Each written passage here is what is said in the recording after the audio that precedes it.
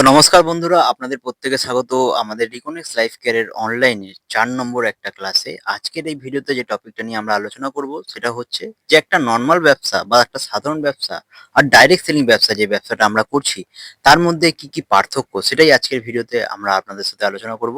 দেখুন, এই ভিডিওগুলো প্রত্যেক কটাই বানানো কিন্তু যাতে করে আপনারা বিজনেসের কাজগুলো ভালো করে শিখতে পারেন। কারণ যতক্ষণ বন্ধু আপনি শিখবেন না ততক্ষণ আপনি কিন্তু ইনকাম করতে পারবেন না। তো কাজেই আপনি যদি চাইছেন যে আমার ভিডিও টিউটোরিয়ালের মাধ্যমে আপনি কাজগুলো শিখতে চাইছেন, শেখার দুটো অপশন হয়। হয় আপনার অনলাইন ট্রেনিং প্রোগ্রাম অ্যাটেন্ড করছেন অথবা আমাদের ভিডিও টিউটোরিয়ালের মাধ্যমে আপনি সেখান থেকে শিখছেন। এবার শেখার জন্য আপনাকে কিন্তু যেটা করতে হবে সেটা হচ্ছে একটা ডায়েরি এবং একটা পেন আপনার কাছে রাখতে হবে, যাতে করে কিন্তু আপনি প্রত্যেকটা ট্রেনিং সেখানে আপনি নোট ডাউন করতে পারেন। তো যাই হোক, হতে পারে কখনো অনলাইন ট্রেনিং প্রোগ্রাম আমাদের যখন হবে, সেই ট্রেনিং প্রোগ্রামে আপনাকে উঠিয়ে দাঁড় করানো হবে বা জিজ্ঞেস করা হবে যে একটা নরমাল ব্যবসা একটা ডাইরেক্ট সেলিং ব্যবসার মধ্যে কি পার্থক্য বা সেই পার্থক্যগুলো কি তুমি বলো। তখন আপনি বলবেন কি করে? তখন অবশ্যই আপনাকে কিন্তু সেই ডায়েরি পেনটা অবশ্যই সাহায্য করবে। তো সেইখান থেকে ভিডিও টিউটোরিয়ালটা বা ভিডিওটা পুরো শেষ পর্যন্ত অবশ্যই দেখবেন। কারণ আমি জানি অনেক মানুষের কাছে রিলস দেখার মতো সময় থাকে, অনেক মানুষের কাছে ঘন্টার পর ঘন্টা মুভি দেখার মতো সময় থাকে, কিন্তু ট্রেনিং প্রোগ্রাম অ্যাটেন্ড করার মতো সময় থাকে না। আপনি এখানে এসেছেন নিজের লাইফটা চেঞ্জ করতে। তো অবশ্যই লাইফ চেঞ্জ করার জন্য আপনাকে কিন্তু শিখতে হবে। না শিখলে আপনি ইনকাম করতে পারবেন না। তো যাই হোক, একটা নরমাল ব্যবসা আর একটা সাধারণ ব্যবসার মধ্যে কি পার্থক্য, তো তার জন্য আমি এখানে কিছু পয়েন্ট নোট ডাউন করেছি, যেটা আমি স্ক্রিন রেকর্ডিং এর মাধ্যমে আপনাকে পাশে দেখাচ্ছি। তো দেখুন, এখানে যদি বলা যায় একটা নরমাল ব্যবসা আর একটা সাধারণ ব্যবসা আর একটা ডাইরেক্ট সেলিং ব্যবসার মধ্যে সবার ফার্স্টে যে পার্থক্যটা আছে সেটা হচ্ছে ইনভেস্টমেন্ট। আপনি যদি আজকে কোনো সাধারণ ব্যবসা আপনি যদি শুরু করতে চান, সেটা ছোট হোক বা বড় হোক, আপনাকে কিন্তু সেখানে ইনভেস্টমেন্ট করতে হবে স্যার। আপনাকে কিন্তু সেখানে ইনভেস্টমেন্ট করতেই হবে। কিন্তু আপনি যদি ডাইরেক্ট সেলিং ব্যবসা করতে যান, সেখানে আপনাকে কি ইনভেস্টমেন্ট করতে হচ্ছে? অবশ্যই না। আপনি বলবেন আমার তো এখানে ৪,০০০ টাকা, আপনার তো এখানে ৮,০০০ টাকা, আমার তো এখানে ১২,০০০ টাকা লেগেছে। আপনি আমাকে টাকা দিলেন, আমি আপনার এগেনস্টে মোবাইলটা আপনাকে দিয়ে দিলাম। আচ্ছা, এটা কি আপনি ইনভেস্টমেন্ট করেছেন? অবশ্যই না। ডাইরেক্ট সেলিং ব্যবসায় বা ডাইরেক্ট সেলিং কোম্পানিগুলো কি বলছে, আপনি যে জিনিসটা বাইরে থেকে কিনছেন সেই জিনিসটা আমাদের এখান থেকে কিনুন, তার এগেনস্টে আমি আপনাকে একটা ব্যবসা করার সুযোগ দিচ্ছি। যাই হোক, ২ নম্বর পয়েন্টটা যদি আসা যায়, একটা নরমাল ব্যবসা চালাতে গেলে আপনাকে কিন্তু অবশ্যই সেখানে কোনো না কোনো প্রোডাক্ট যে আপনি রাখছেন বা যেটা নিয়ে আপনি ব্যবসা করছেন সেই প্রোডাক্টের কিন্তু স্টক আপনাকে করতে হয়। করতে হয় কি করতে হয় না? অবশ্যই আপনি যদি ব্যবসা করে থাকেন বা আপনার পাশে যদি কেউ ব্যবসা করছে আপনি কিন্তু অবশ্যই সেটা জেনে থাকবেন।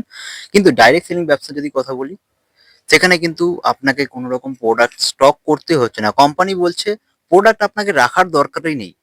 আপনি এখানকার অ্যাসোসিয়েট হয়েছেন, আপনি এখানকার বিজনেস নলেজ নিন, কি করে মার্কেটে সেই প্রোডাক্টগুলো রেকমেন্ড করবেন তার নলেজ নিন। ব্যাস আপনি সেটা রেকমেন্ড করুন এবং তারপরে তারা কোম্পানি থেকে প্রোডাক্টটা কিনবে, তার এগেইনস্টে আপনি সেখান থেকে ইনকামটা করতে পারবেন। মানে প্রোডাক্ট স্টক কিন্তু কোম্পানি করছে, আপনি খালি কাজটা করছেন। যাই হোক, ৩ নম্বর যদি কথা বলি সেটা হচ্ছে রিস্ক। দেখুন, রিস্ক আপনার কখন থাকে? একটা সাধারণ ব্যবসায় যখন আপনি ইনভেস্টমেন্ট করছেন, ব্যবসাটা চলবে কি চলবে না, কাস্টমার আপনার প্রোডাক্ট নেবে কি নেবে না, আপনার দোকান যদি না চলে, তখন কিন্তু আপনার রিস্ক থাকে। কিন্তু ডাইরেক্ট সেলিং ব্যবসাতে এখানে তো আপনি কোনো রকম ইনভেস্টমেন্টই করেননি। এখানে আপনি এসেছেন কাজটা শিখতে। এবার যদি আপনি শিখতে পারেন তাহলে আপনি ইনকাম করতে পারবেন। আর যদি আপনি শিখতে না পারেন তাহলে আপনি ইনকাম করতে পারবেন না, যদি আপনার মধ্যে শেখার মানসিকতা না থাকে। কারণ মাধ্যমিকের মতো একটা সাধারণ পরীক্ষাতেও মানুষ ফেল হয়। কারণ তার মধ্যে শেখার মানসিকতাটা থাকে না। তো এই বিজনেসে কি সবাই পাস হতে পারবে? যদি আপনার মধ্যে শেখার মানসিকতা থাকে তাহলে আপনি অবশ্যই এই বিজনেস থেকে শিখতে পারবেন, আপনি ইনকাম করতে পারবেন। তো কাজেই এই বিজনেসে কোনো রকম রিস্ক কিন্তু থাকে না। ৪ নম্বর যদি কথা বলি সেটা হচ্ছে একটা মার্কেট প্লেস। দেখুন, আপনি যখন নরমাল ব্যবসা করছেন, তো আপনি কোন জায়গাটায় সেই ব্যবসাটা করবেন সেটা কিন্তু অবশ্যই নির্ভর করে। আপনি মনে করুন আপনি ঠান্ডার দেশে গিয়ে আপনি আইসক্রিমের ব্যবসা করছেন। আপনার ব্যবসা সেখানে কখনো চলবে? অবশ্যই কিন্তু না। তো সেখানে একটা ভালো মার্কেট প্লেস দেখে আপনাকে কিন্তু সেই ব্যবসাটা করতে হয়। যাই হোক, আপনার ব্যবসাটা কিন্তু সেই মার্কেট প্লেসের মধ্যে সীমাবদ্ধ থেকে যায়। কিন্তু ডাইরেক্ট সেলিং বিজনেস বলছে কি, সরি, আরেকটু পয়েন্ট অ্যাড অন করতে চাই এখানে আমি। আপনি যখন মার্কেট প্লেসটা ডিসাইড করছেন, আপনি যদি বাইরে সেটাকে বিজনেসটাকে এক্সপ্যান্ড করতে চান, তাহলে কিন্তু আপনাকে সেখানেও একটা ব্রাঞ্চ আপনাকে খুলতে হবে।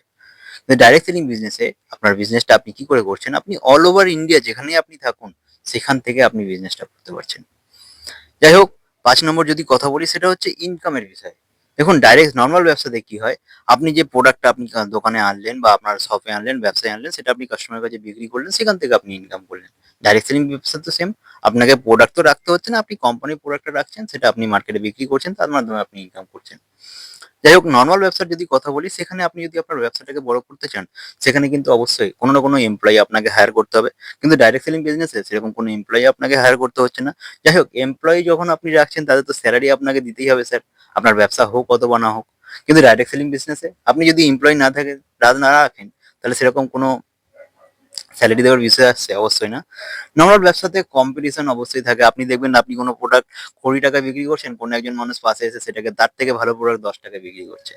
যেরকম জিও এসে কি করেছিল, যেখানে হয়তো মানুষ 30 টাকা বা 100-200 টাকায়, সেখানে হয়তো মানুষ মাসে 1 জিবি রিচার্জ করতো ডেটা, সেখানে তারা এখন 399 টাকায় রিচার্জ করছে, কিন্তু ডেলি 1.5 জিবি করে ডেটা তারা পাচ্ছে, রাইট?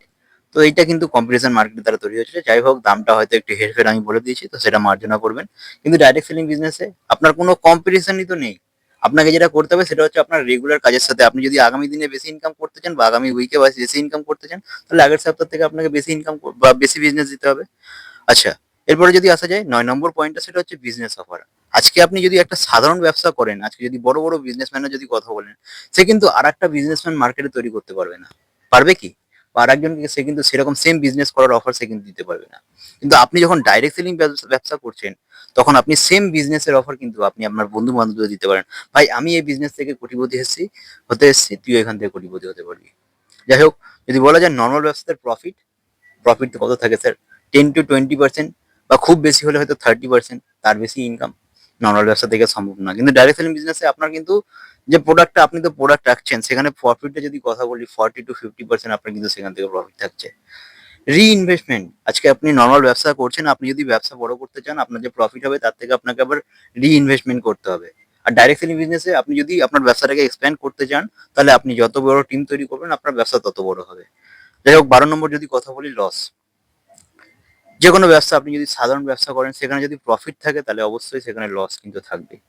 কিন্তু ডাইরেক্ট সেলিং ব্যবসাতে আপনি তো না তো এখানে কোনো ইনভেস্টমেন্ট করেছেন, আপনি খালি এখানকার একটা প্রোডাক্ট কস্ট মেনটেন করছেন বা প্রোডাক্ট পারচেস করে আপনি এখানকার একজন অ্যাসোসিয়েট হয়েছেন, এবং তার মাধ্যমে আপনি এখান থেকে ইনকাম করতে আরম্ভ করেছেন।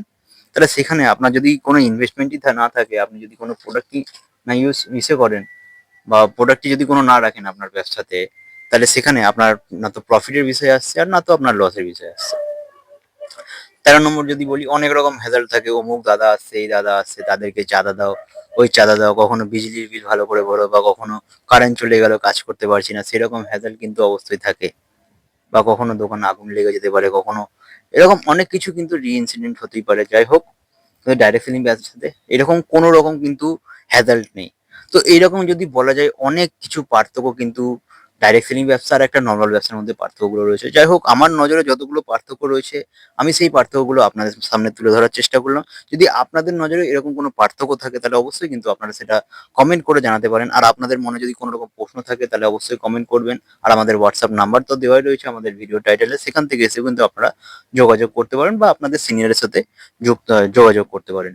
তো যাই হোক, আজকের ভিডিওতে এতটাই। Thank you. ভিডিওটা যদি শেষ পর্যন্ত দেখে থাকেন, যারা দেখে থাকবেন তাহলে অবশ্যই কমেন্ট করে জানাবেন। আমি বুঝতে পারবো যে আমার ভিডিওগুলো আপনাদের কাছে সঠিক ইনফরমেশনের জন্য পৌঁছচ্ছে। যাই হোক, যে শিখবে সে ইনকাম করবে, যে শিখবে না সে ইনকাম করতে পারবে না। এবার বিষয়টা আপনার উপর। তো থ্যাংক ইউ ভিডিওটা শেষ পর্যন্ত দেখার জন্য। তো চলুন বাই। ফাটিয়ে কাজ করতে হবে। ওয়েস্ট বেঙ্গলে কাজ করছেন মানে পুরো গার্দা বাড়াতে হবে। তো চলুন বাই।